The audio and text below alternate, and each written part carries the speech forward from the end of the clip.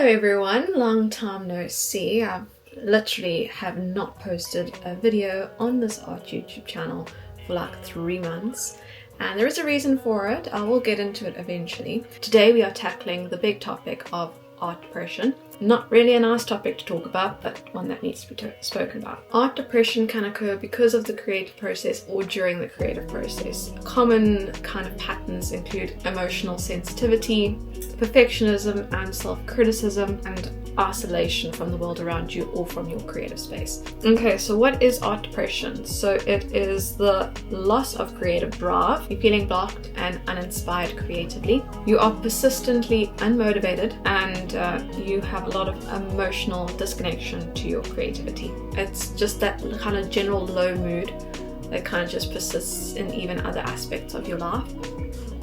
But ultimately in your creativity, there's just those little thoughts that creep in that are just enemy attacks. But it just feels like you've got this imposter syndrome, that you're this like fraud painting, you're not that good, and all those little lies that just creep into your head, which is so not cool.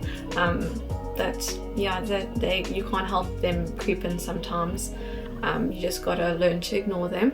And there's a lot of self-doubt. When you create, the work that you're creating feels meaningless and it feels overwhelming. You get very tired all the time, so you battle with fatigue, and you get stressed as well because you're not creating, you're not meeting those deadlines that you wanted to meet, you're not doing the kind of content creator stuff that you wish you were completing. Yeah, the loss of art enjoyment. Art is supposed to be a happy place for artists, but if the artist is not enjoying their creative space or the joy of creating, it's not cool. Here are 5 signs that you might have art depression. You've lost interest in making art and doing the things that you used to love. Everything feels pointless, empty, and not good enough. You feel guilty for not creating, but you just can't start. You imagine making art, but that thought makes you feel exhausted. You feel emotionally stuck, sad, or numb to even begin any creative project. And there are things that people don't really like to mention because it's not a nice topic to talk about, because you always got to try and be positive and be happy all the time.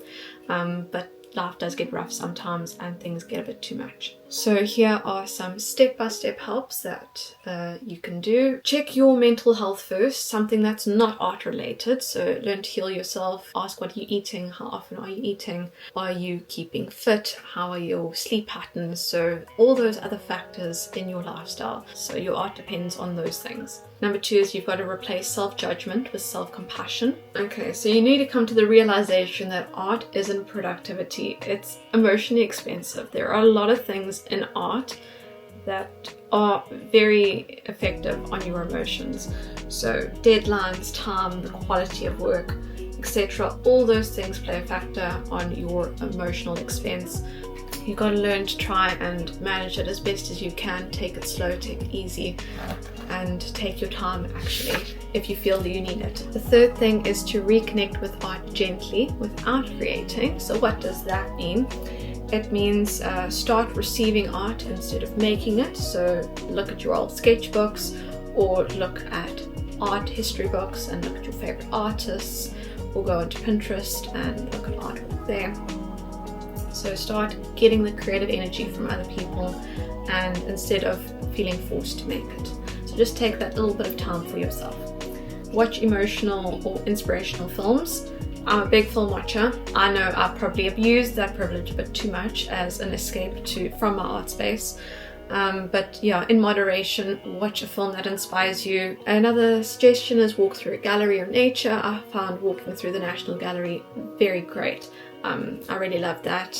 It's important to be able to look at other great works of art that are hanging in these galleries, because maybe one day that artwork will be yours hanging up in there. And even a nature walk, there's a lot can be said. God is the greatest creator of all time. So getting out into nature for a walk or something like that, or admiring the flowers in your garden or bumblebees that are in the flowers, just take that moment to appreciate life around you. Another thing, listen to music that reflects your mood, or collect songs, make a playlist on how you're feeling. Also a very good tip, and it's sure to make you feel better. Maybe collect a lot of encouraging songs and songs with such power in them. I know recently I started a playlist on my Spotify called Power Ballads, and it's so nice to be able to have that playlist to just play and just sing along, and makes you feel good. Another playlist that I've created on Spotify is comfort songs, so I've called it Danny's Comfort Songs Mixtape.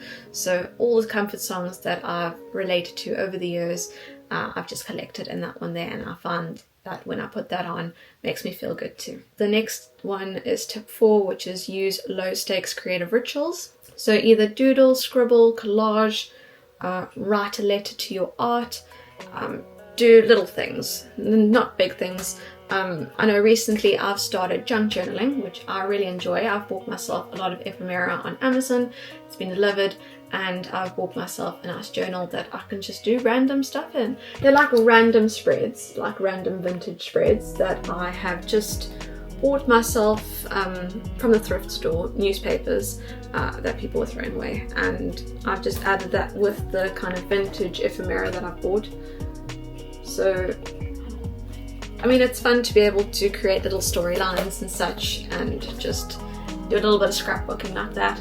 Another bit of my creative escape is buying books and book appreciation. So yeah, I'm definitely getting back into reading again, which I think is slowly but surely helping me back into a creative space and a creative mindset too. A good reminder, a little point here that I've highlighted in my notes, is rebuild the connection with your inner world.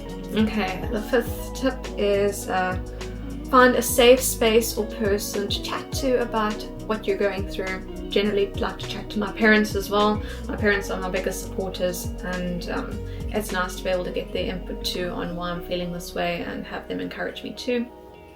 I have good friends as well that I chat to and explain my situation to them as well, and they give me their feedback and give me tips and give me encouragement back as well. So it's nice to have the family and friends in your life to be able to chat to, but if you can't chat to family and friends, then find a creative space to do so, whether it's a small art group or an online platform. And number 6 is to track feelings, not the output. Instead of judging how much art you can make, like setting yourself a deadline, or I'll make 5 paintings this month, instead of setting that unrealistic goal that you probably won't get to do and then you'll feel fed up for not completing it, rather just track your mood and your thoughts as the time is going on. So just say, like for example, today I felt uninspired to create. So just try and track those moods every day to see if you can try and improve them over time. And still create on the side, but don't set yourself a limit or a kind of, I'm going to create that many. Just create when you can, and any little thing is an important thing and a good thing. Another thing is I had the urge to create but didn't, and that's okay. So you don't have to create all the time. I know I felt that personal pressure, but I'm starting to not care and create when I want to and when I feel inspired to create. I know many people like, you need to create through all those kind of emotions and stuff like that. You need to just create. There is a problem in that too, because your bad vibes can go into your painting and people can feel those bad vibes through your artwork. And you don't want that. You don't want people to look at your artwork and sense bad vibes. So rather just take a break, take time for yourself and focus on something else. And another important reminder is you're not alone. I've been there. Many people have been there. You're watching this video, you're probably there as well. So there is a community around you, people all over the world that feel like this. So you're not alone and you're not broken. You're in a very human, real season of creativity and being an artist, and you'll get through it and you'll be strong and courageous, and you will get back into creating again and find your flow again. So I felt that this was a very important topic that needed to get discussed, a bit of a form of encouragement as well for many of my viewers and many people out there who stumble across this video. If you've stumbled across this video, you probably needed to hear all these messages, and you're probably looking for answers. So I hope I was able to shed some light on it in some way. And I'll chat to you all soon, and TTFN, ta-ta for now, see you in the next video.